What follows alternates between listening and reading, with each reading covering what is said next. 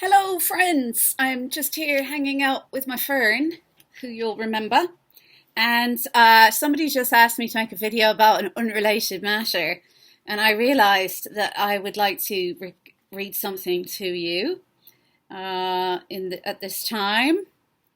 Oh, what the heck, sending me rude messages here. Okay, so this is part of a series that I'm simply going to call Dogs with Irish Names. I'm totally fascinated. Okay, so I'm totally fast. So this is Iris Murdoch's The Unicorn, and I've really enjoyed this book, partly because the title really makes me chuckle, and because, God, there's just much to enjoy about Iris Murdoch. But I was very impressed by this particular dog and his name. All right, here we go.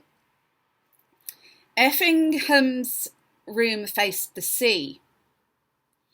Alice's room had the view across the valley to gaze. Effingham was for a moment absorbed in the sudden vision of the castle, into the mystery of its real presence.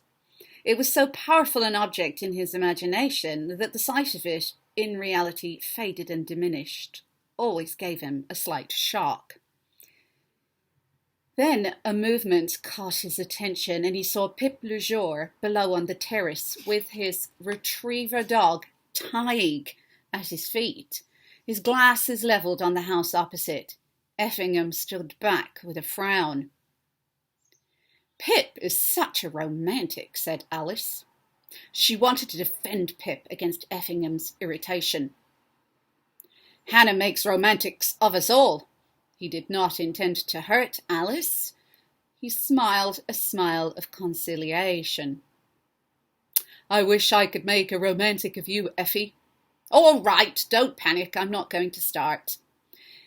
Effingham surveyed her short, straight, well-powdered nose, her short, downy upper lip, her short, tucked, fair hair.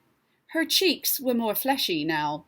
She was no longer a pretty girl, but she was certainly a handsome, imposing, middle-aged woman, born to be the pillar of something or other. What a pity she'd never married. And he looked her strong face. As he looked, her strong face melted and kindled before him, and he was ashamed for her vulnerability. "You're blushing, Alice." He leaned forward. "Don't, Effie. I should have told you at the station. I've got an awful cold." Damn, thought Effingham. Now I shall get her cold. It was just like Alice to have a cold. He did not want to appear before Hannah with a cold. He did not want to give Hannah a cold. He did not want to see Hannah with a cold. He kissed Alice on the lips. Now, I have to say, I realise the starting point of this reading was actually the Irish named dog. It's not that common to find a dog in literature with such a strongly traditional Irish name. But as I read it, I remembered what else fascinated me about this particular passage. Well, it was the repetition of the word short. And, oh, sorry, there's Clint Burnham sending me a text. And secondly, the cold. I loved all this stuff about he doesn't want to get a cold. Well, there's Clint Burnham again. Hold on a minute, Clint Burnham.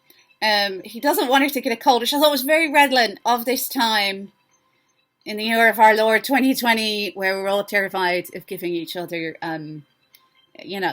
viruses. But ultimately, he